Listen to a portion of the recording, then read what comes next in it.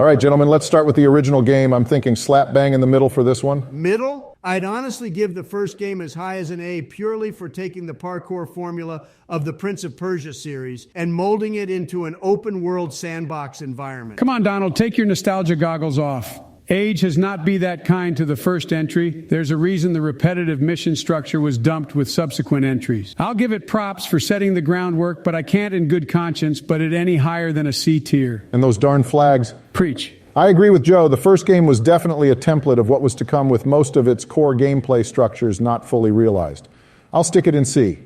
Okay, next up, Assassin's Creed 2. I think this is an easy S tier. Oh, so you rag on the first game for the flags, but nothing on the feathers in this one? You mean you don't subscribe to the undeniable fact that this is one of the best sequels of all time? Oh, no, it's definitely a massive improvement on the first game. I just think it's a tad overrated. Ezio Auditore de Firenze is by far the strongest protagonist of the series. The parkour can be unresponsive at times. The missions have too many instant fail states and some minor plot holes. I wouldn't go any higher than an A. What do you think, Joe? You've got the casting vote here. AC2 is goated, S tier, move on, Barack. All right then, Brotherhood, what we thinking? By far the best of the Ezio trilogy. A much more polished version of AC2. I enjoyed the city management aspect, building up the structures in Rome, fast combat, great focus story. The ultimate assassin experience, easy S tier. So much of that map was wasted on open plains, though. And I found the optional objectives in the story missions whilst going for 100% sync such a pain in the ass in Brotherhood. That's because you're an absolute scrub, Joe. Casual gamer. Shut up, Sweatlord. Actually, I'm inclined to agree with Donald here. Brotherhood put forward so many excellent quality of life improvements, and I'm going to stick it in S.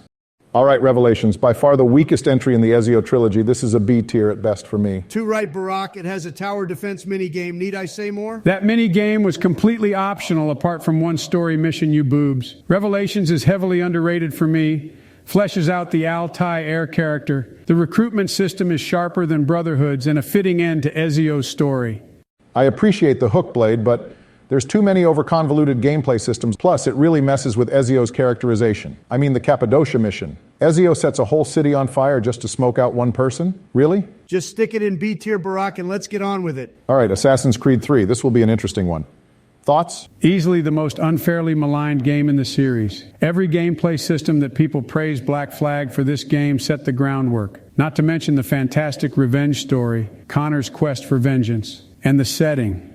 A true testament to the American dream. Oh boy, Sleepy Joe defending all the trash tier entries today as if they're misunderstood masterpieces.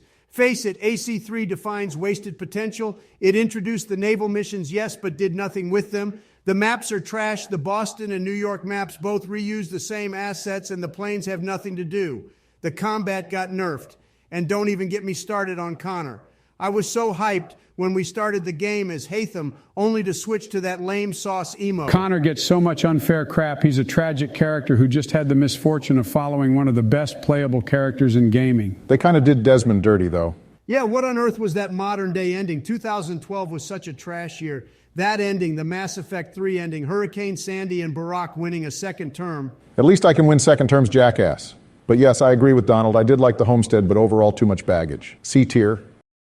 Okay then, Black Flag. What shall we do with the drunken sailor? What shall we do with the drunken sailor? What shall we do with the drunken sailor? Or lie in the morning. Easy S tier. Black Flag is goated. Okay, wow, unanimous.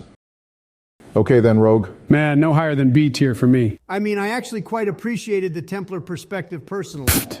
You call Connor boring and then think Shay Cormac is interesting? From an Irishman, let me tell you, the voice actor phoned it in. Rogue serves as a nice interquel between 3 and 4, expanding the lore and bringing back characters like Achilles, Hatham, and Adewale. And there's some quality of life improvements to the ship combat. I just don't think it was helped it released on the same day as a proper next-gen entry. And that river map is mid, if I'm being honest, but I'll stick it in here whatever. All right, Assassin's Creed Unity then. Assassin's Creed Bug Nighty more like trash entry D tier. I think you'll find all the bugs have been patched out now, Joe, and it's actually an incredibly overlooked entry. This game to this day looks absolutely gorgeous. It's even prettier than some of the more recent entries. The parkour is the absolute finest in the series. The Paris map is excellent, fantastic stealth. This is an easy A tier for me. Anytime a defender talks about this game, all I hear is great parkour, and that's because it's all it's got going for it. Arno is such a lame sauce character. Yeah, the map is great, but the side content is absolute trash outside of maybe the Paris mysteries. You say the bugs are fixed, but that doesn't account for the consistent Framerate drops you get because they flood the streets with so many NPCs. I'll meet you guys in the middle and stick it here, I guess. I thought this entry was fine. Syndicate, on the other hand, now this is underrated. This, for me, is a more fun, polished version of Unity. Great side content. The London map is excellent. I'm feeling a B on this one. Really, Barack? Syndicate has such a weak-ass story, and you put it in the same tier as Unity? Story schmory. This game knew how to be fun.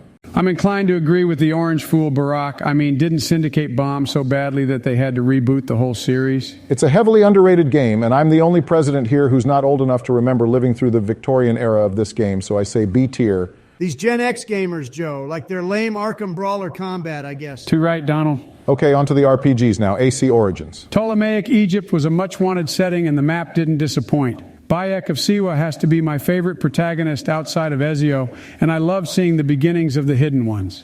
Great entry. Yeah, I'm not a huge fan of the RPG entries, but Origins doesn't feel anywhere near as egregious as the two that followed. Happy for this to go in A tier. All right, then, AC Odyssey. Okay, gentlemen, prepare for a huge rant here. I think this is the most insulting entry in the series. It's absolutely trash.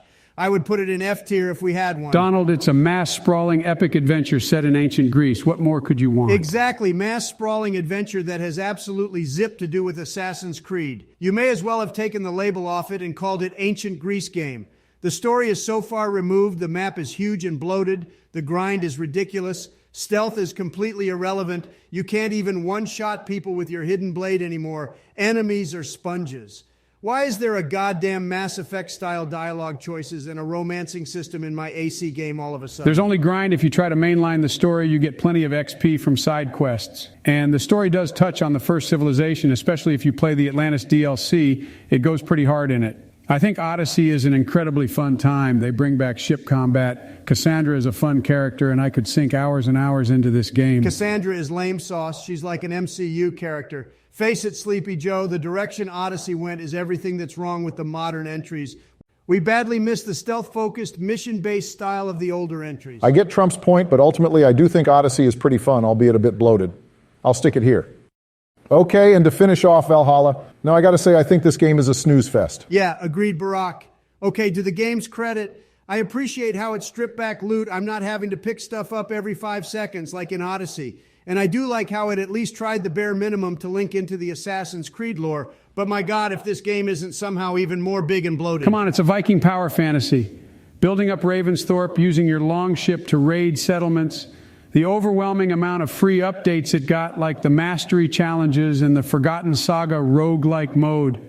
I think it's all right. I just think that worked to its detriment, Joe. The game is too big for its own good. Had it trimmed the fat and cut like 20 to 30 hours of content, that would have gone a long way. Soundtrack is decent. It would be if I could hear the damn thing. It's too damn quiet. Whoever did the mix needs to be sent to North Korea to live under Rocket Man. I'm just going to stick Valhalla here. Okay, folks, that's all the mainline entries done. I'm hyped as balls for Mirage. We'll revise this when the other 400 entries they've been working on have dropped.